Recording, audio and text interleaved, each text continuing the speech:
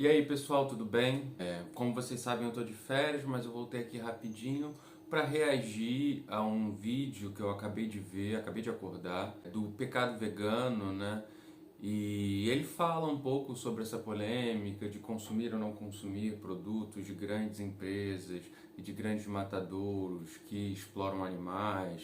Foi um vídeo que eu discordei bastante e que eu achei que seria legal trazer aqui minha opinião para vocês, achei que vocês iam gostar, pra gente abrir um papo. Bom dia, gente! Ontem eu prometi que eu ia conversar com vocês sobre o vídeo que eu postei ontem junto com a Fábrica de Veganos, com o Veg Rocha, com o Rafa Viga.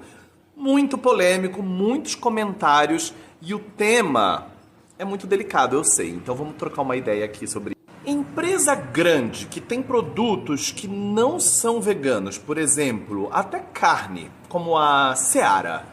No vídeo, no caso do vídeo, foi a Seara que criou uma linha de produtos chamada Incrível. E essa linha é vegana, no meu entendimento, e no entendimento da The Vegan Society, que foi quem cunhou o termo veganismo. Só que tem muita gente que não concorda com isso. A Vegan Society cunhou o termo veganismo e ela entende que essa empresa é vegana. A primeira coisa que a gente tem que entender é que o movimento animalista, o movimento pela libertação animal, ele é muito anterior à Vegan Society, ele tem uma história que produziu a própria Vegan Society e ele continuou após ela.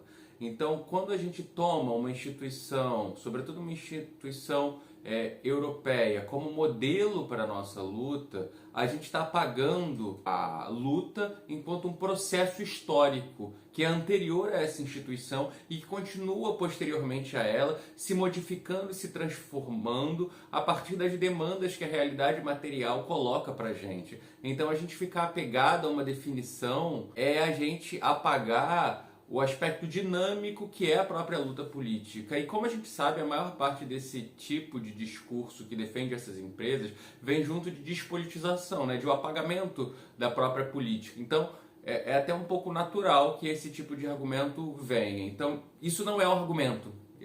Porque a Vegan Society disse. Isso não diz nada, isso é vazio. Mais do que isso, a nossa realidade no Brasil, ela é radicalmente oposta à realidade desses países, né? E o grande problema da nossa militância do veganismo é que ela é pautada numa teoria do direito que é branca, que é eurocentrada, que ignora completamente os saberes dos povos originários, dos povos afrodiaspóricos também, que tem todo um outro saber, toda uma outra relação com a natureza e que abre espaço para a gente pensar outro direito também. Esse é um debate que eu tenho trazido dentro da universidade e dentro do debate sobre os direitos dos animais, né? Escrevendo e publicando sobre isso em revistas. E eu compreendo um pouco o motivo que essas pessoas têm para não concordarem. O que elas alegam é que uma empresa que mata animais não pode ser considerado nenhum produto dessa empresa um produto vegano. Eu penso um pouco diferente. Para mim, para The Vegan Society, um produto vegano é aquele produto que não tem nenhum ingrediente de origem animal e que ele não tenha sido testado em animais. Então basta ser um produto que não foi testado em animal e que não tenha nada de origem animal nele, nos ingredientes, né? Então o que a gente vê aqui é um movimento, aquilo que a gente nomeia de veganismo liberal, né? Que é reduzir a luta pela libertação animal. E se a gente considera o veganismo enquanto luta pela libertação animal, a gente está reduzindo isso a consumo. Então você chama um produto de vegano porque ele não tem ingrediente de origem animal, ele não testou em animal. E você ignora toda a cadeia em que esse produto está implicado, né? Eu sempre repito e já repeti 1 milhão de vezes. Gente, vocês querem comer essas coisas? Comam. Esse debate aqui não é sobre você comer ou não comer isso. Esse debate é sobre as pessoas acharem que o veganismo é sobre esses produtos e não é. Esses produtos, eles não ajudam em nada os animais. O que ajuda os animais é a gente fazer um debate complexo, profundo, com ciência também, ciência política e ciência humana, né? Com a ajuda da psicologia, da sociologia, da filosofia, da antropologia, fazer esse debate e entender aquilo mesmo que produz o especismo, a consideração dos animais não humanos enquanto inferiores. E se a gente se aprofunda nesse debate seriamente, com rigor, como deve ser feito, respeito, a gente percebe que esse modo de violência ele é inseparável do modo econômico de exploração capitalista, né? Esse tipo de argumentação ele denega toda a implicação política que um sistema tem na vida dos animais e reduz o veganismo a basta você não consumir, que você é vegano, você está fazendo a sua parte pela libertação dos animais. Não é assim, as coisas são mais complexas, né? As coisas são muito mais complexas. A grande questão é que a gente vive no interior do capitalismo, assim como a gente vive no interior de uma sociedade especista. E as contradições, elas existem. Né? A gente tem que vender a nossa força de trabalho para a gente conseguir pagar as contas. A gente, eventualmente, alguém vai comer um produto dessas empresas e paciência, isso acontece. Da mesma forma que alguém que não é vegano vai comer, essa pessoa não é um monstro, ela só está implicada ali no interior de uma ideologia, reproduzindo com as suas dificuldades, que a gente tem que ajudar também. Então o movimento vegano em muitos momentos ele é importante nesse sentido, nessa aproximação para a gente dar educação política alimentar para as pessoas, né?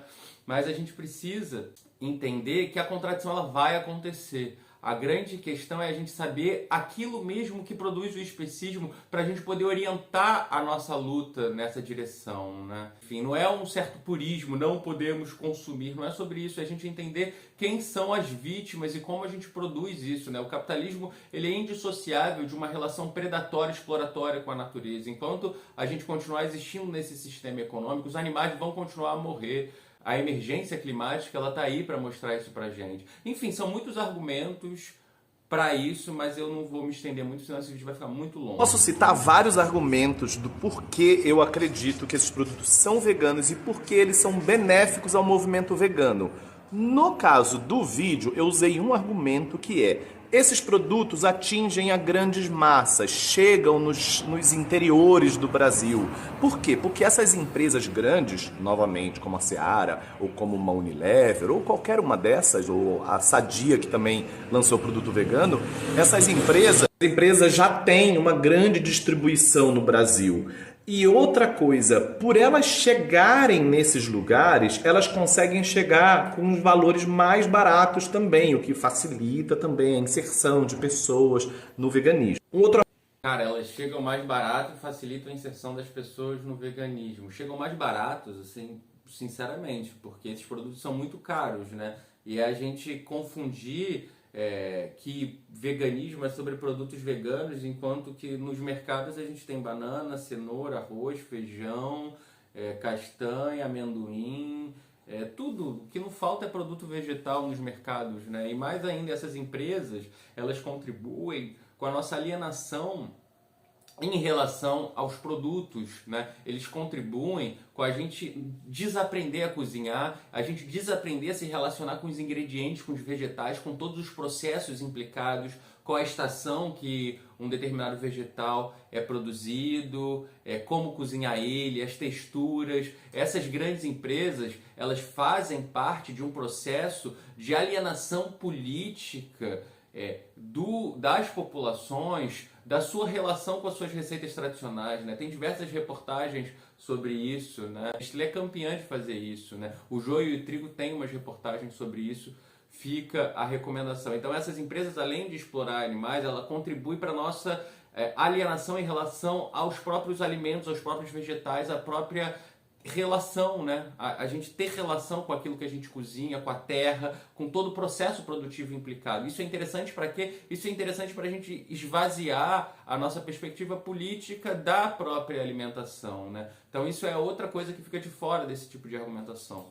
Um argumento também que corrobora isso é que as pessoas já estão acostumadas com essas marcas, as pessoas já estão acostumadas com certos sabores, o que ajuda também, facilita a entrada de várias pessoas no veganismo. Esses produtos... As pessoas estão acostumadas com essas marcas, as pessoas estão acostumadas com esses sabores, as pessoas estão acostumadas a ser exploradas, as pessoas estão acostumadas com muitas coisas, inclusive com o gosto dos animais mortos.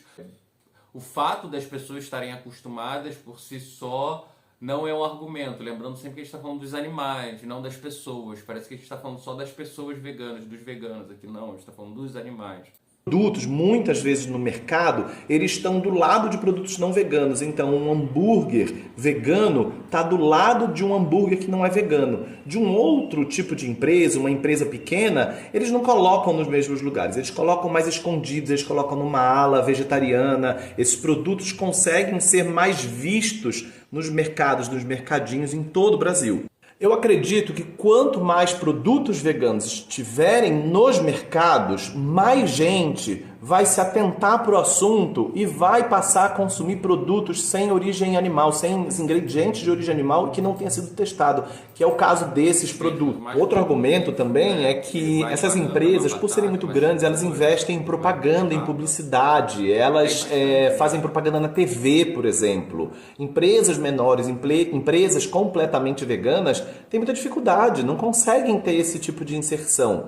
A outra questão é que essas empresas também investem em tecnologia para chegar nos produtos veganos industrializados mais saborosos ou de uma forma que as pessoas já estejam mais acostumadas. Elas investem em tecnologia. E muita gente fica reclamando que então elas vão usar o seu dinheiro, do seu dinheiro vegano, porque você compra um produto deles. Eles vão usar o seu dinheiro para investir em produtos com carne, por exemplo. Só que isso é uma grande mentira. É o contrário. Essas empresas, elas estão pegando dinheiro da carne que os carnistas compram e investindo em tecnologia para criar produtos veganos.